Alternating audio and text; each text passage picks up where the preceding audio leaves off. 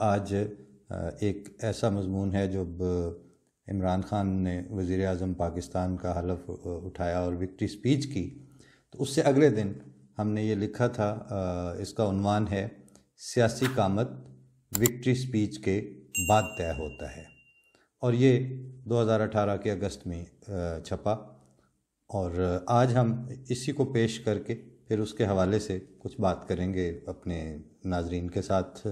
اور ظاہر ہے کہ ماضی سے بھی بات اٹھائی جائے تو وہ حال کے ساتھ ریلیٹ ہوتی ہے، اور چونکہ حالات وہی چل رہے ہیں تو جب تک ان میں کوئی تبدیلی نہیں آئی تو مضامین کے سال دو سال ادھر لکھا ہونا یا آج لکھا ہونا اس سے کوئی فرق نہیں پڑتا۔ میں ابتدا کرتے ہیں کہ ہماری ہائی اسکول لیول کی بیٹی نے بڑے وفور سے فون کیا کہ پاپا خطاب سنیں، عمران خان قوم کو خطاب کر رہے ہیں۔ میں نے اس کی فوری دل شکنی کرنے کے بجائے صرف اتنا کہا کہ اچھا بیٹا، اور حسب معمول اس پر تفصیلی بات 2-3 دن تک ٹال دی، اور کل پھر کھل کے بات ہوئی۔ ہمارا باہمی مکالمہ ایسا تھا کہ اس میں سے کچھ حصہ اس مضمون کی تمہید بن سکے گا اور کچھ اس پہ مستزاد بھی عرض کرنا ہے۔ اللہ کا شکر ہے کہ انتخابات پر مثبت منفی کچھ نہیں لکھا، اور اب کچھ دن سے خوشگوار حیرت ہے کہ سوشل میڈیا سے خلائی مخلوق کا لفظ بھی تقریباً واپس چلا گیا ہے۔ دھاندلی ہوئی، مگر صرف اتنی کہ جو ووٹ اور ووٹر سے کھلواڑ کرنے کے لیے پورے تیار تھے ان کو حسرت رہی، ووٹ پڑے، برج گرے۔ مجھے اور میرے کچھ دوستوں کو عمران خان کے جیتنے کی ایسی مسرت نہیں ہوئی جتنی مولانا فضل الرحمان اور امیر جماعت اسلامی جیسوں کے ہارنے کی ہوئی۔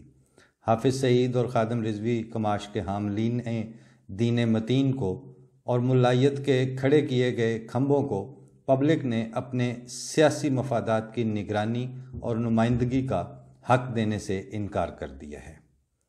ایم کیو ایم کا ہوا جو کئی دہائیوں میں کھڑا کیا گیا تھا وہ اپنے خوف سمیت رخصت ہو گیا۔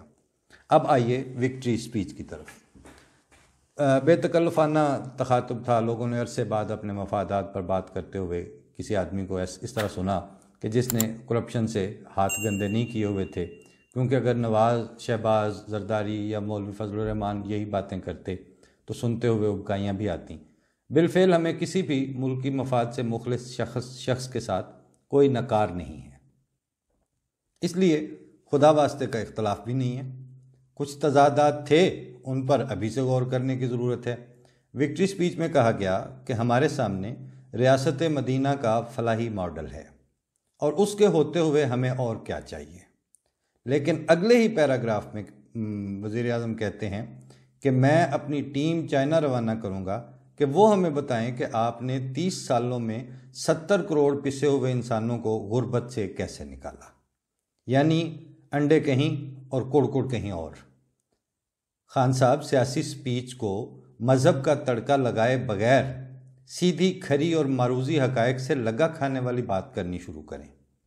یہ حرکتیں مذہب کا کارڈ کھیلنے والی اپنے سے پہلے لیڈروں اور مولویوں کے لیے چھوڑ دیتے تو اچھا تھا، ان کو اس میں خوب کمال بھی حاصل تھا۔ دوسرا اہم نکتہ یہ کہ کیا سعودی شاہی خاندان نے مکے میں ریاست مدینہ کا ماڈل اپنایا ہوا ہے؟ کیا ان کے فارن ریلیشنز میں نجاشی اور دیگر عمائدین سے معاملت جیسی صاف گوئی پائی جاتی ہے؟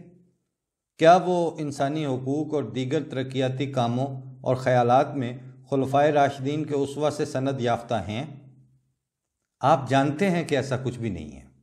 اسی لیے تو وفد مکہ بھجوانے کی بجائے یا مدینہ بھجوانے کی بجائے چین بھجوانے کی بات کر رہے ہیں آپ۔ اس لیے اب اس اد کچی مذہبیت سے نکلیں اور جیسے شوکت خانم انسانی بنیادوں پر بنایا ویسے ہی ملک میں انسانی بہبود اور انسانی شرف کی بات کریں۔ اب ایک بات اور کہ جی فوج پیچھے تھی نہیں ہے اور رہے گی، لیکن اگر گڈ گورننس ہوئی تو اپنی حدوں یعنی سرحدوں اور بیرکس میں رہے گی، لیکن اگر اجتماعی خودکشی اور خانہ جنگی کی طرف سسٹم کو دھکیلا تو پھر فوج جمہوریت کا منہ نہیں دیکھتی رہے گی، کیونکہ ملک نہ رہے تو فوج کا وجود بے معنی ہے۔ اس لیے یہ تماش بینی بھی بند ہونی چاہیے کہ پاکستانی فوج اینٹی انڈیا ہے، پاکستانی فوج پرو پاکستان ہے، اور جہاں انڈیا اینٹی پاکستان ہے تو وہاں پاکستانی فوج نے اگر اینٹی انڈیا نہیں ہونا تو اور کیا ہونا ہے؟ معاملات اگر سیاسی طور پر دونوں ملکوں کی طرف سے نیک نیتی اور برابری کے انداز میں حل ہونے جا رہے ہوں تو یہ فلسفی من گھڑت ہے کہ فوج نہیں چاہتی۔ فوج پاکستان کا استحکام چاہتی ہے، پرامن طور پر بھی، اور اگر لڑنا پڑے تو لڑ کر بھی۔ اس لیے اس کو پاکستان کی فوج کے طور پر لکھا اور پکارا جانا چاہیے، اور سیاستدانوں کے سینوں کا بغض عوامی بیانیے کے طور پر لیا جانا اب بند ہونا چاہیے۔ فوج میں ملائیت منظم طور پر سرایت ہوئی اور اس پہ 3 دہائیاں لگیں، اور اب 2 دہائیاں کام کر کے فوج ایک ادارے کے طور پر اس سے پاک ہونے کی کوشش میں لگی ہوئی ہے، اور مارشل لاء کی ایسی شوقین نہیں جیسی بتائی جاتی ہے، اور نہ اس فارمیٹ کی حامی ہے۔ 4 حلقے سیاستدان نہیں کھول رہے تھے اور سعد رفیق جیسے معتبرین بنے بیٹھے تھے، اب اسی کے 80 کے قریب حلقے ان میں دوبارہ گنتی ہوئی ہے، فوج نے کیا دخل دیا ہے؟ اور ایک بات یہ کہ فوجی جان دینے کے پیسے لیتے ہیں، آپ بھی لیتے ہیں پیسے، اور وقت آنے پر پھر مرا بھی کریں، کیوں نہیں مرتے؟ ویسے یہ انسانی فطرت کے ہی خلاف ہے کہ کوئی پیسے لے کر مر جائے۔ کاز اور مقصد کے لیے مرا جاتا ہے، پیسے تو خرچ کر کے اور پلے سے دے کر زندہ رہنے کا جگاڑ کیا جاتا ہے۔